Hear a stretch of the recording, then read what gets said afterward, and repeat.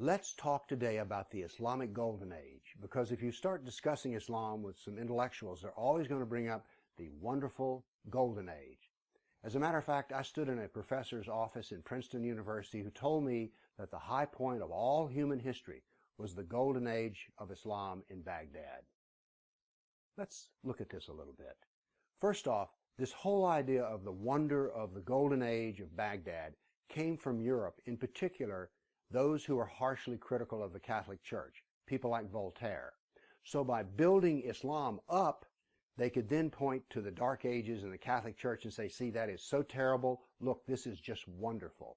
So that's the contrast they wanted to do there in an attack on the Catholic Church.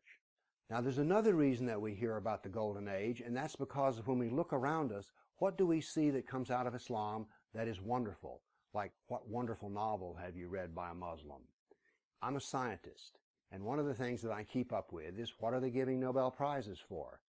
They do not give Nobel Prizes to Muslim scientists working in Muslim lands.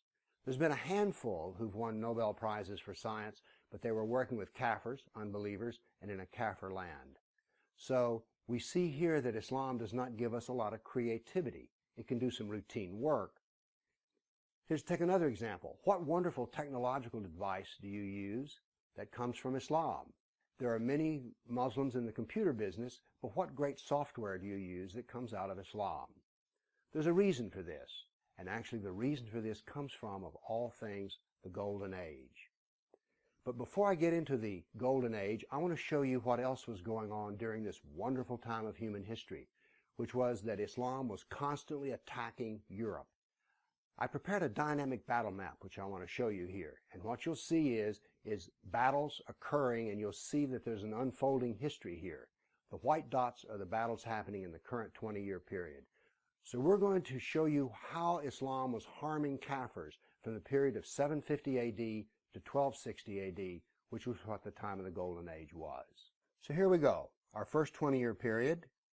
Now then you see another 20-year period. Notice that Islam is projecting force from Baghdad in Iraq across the Mediterranean.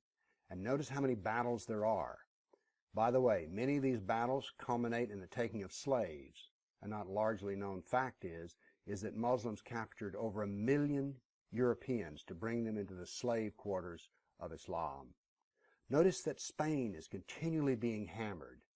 And all of this is happening during the Golden Age of Islam. You see, one of the reasons that there was a Golden Age was that Islam was conquering a lot of territory, and they could bring intellectuals from all different cultures together, so that there was some good things that happened when these different cultures were brought together by force, as it were, in Iraq. So these are the wars that Islam was fighting during the Golden Age. Now my question for you is, why are all those battles so golden? Let's take it another aspect of what was supposed to be so good about the Golden Age, which was they preserved all the Greek and Roman material. They did not preserve it all. They only preserved certain parts of it which was useful for themselves. They didn't save any of the literature or the art. And as a matter of fact, they destroyed 90% of what they found. Why is it that saving 10% of the intellectual treasure of the classical period is called a Golden Age?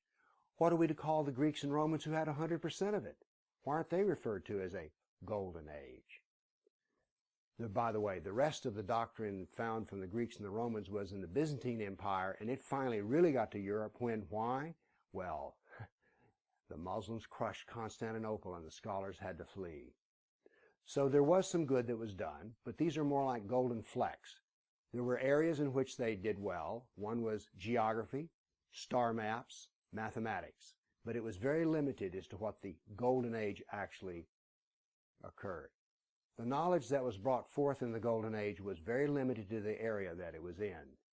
By the way, one of the things that came out of the Golden Age was the philosophy is there is no cause and effect, and there are no natural laws. Now let's go back to the lack of Nobel Prizes in Islamic countries.